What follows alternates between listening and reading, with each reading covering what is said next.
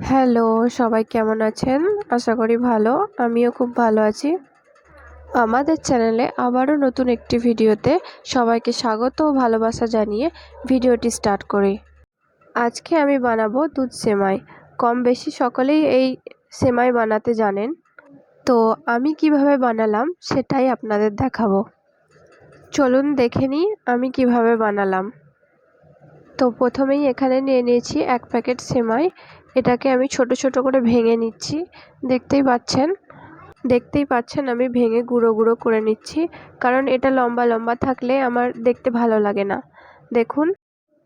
দেখুন সেমাইটা রেডি করে নিয়েছি। এবার প্যান বসিয়ে নিয়ে নিয়েছি দুধ। এটাকে ভালো করে এখন জাল করে নেব।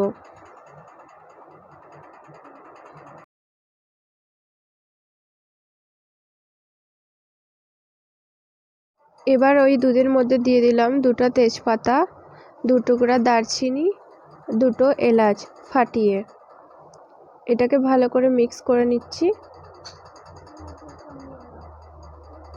এইভাবে দুধটাকে নাড়াচাড়া করে অনেকক্ষণ ধরে দুধটাকে জাল দিয়ে ঘন করে নেব। এইভাবে বানালে কিন্তু সেমাইয়ের টেস্টটা অনেক বেশি সুন্দর হয়।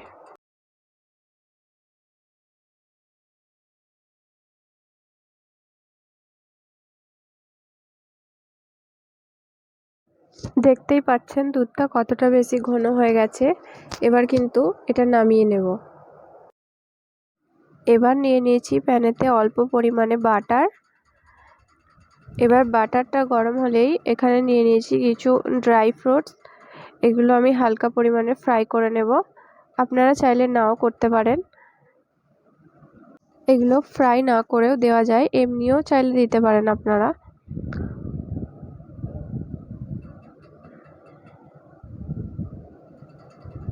নিয়ে নিয়েছি অল্প কিশমিশ, এটাকেও ফ্রাই করে নেব।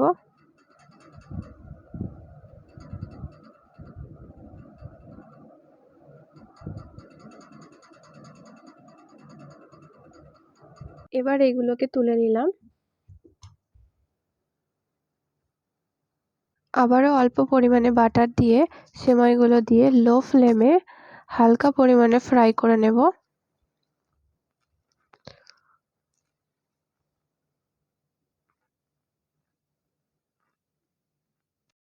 সেমাইগুলো দিয়ে কিন্তু নাড়াচাড়া করেই যেতে হবে, নাহলে সেমাইগুলো পুড়ে যেতে পারে। দেখুন সেমাইগুলো কিন্তু হালকা ফ্রাই হয়ে গেছে। এবার দিয়ে দেব দুধটা। এবার ভালো করে মিশিয়ে নেব।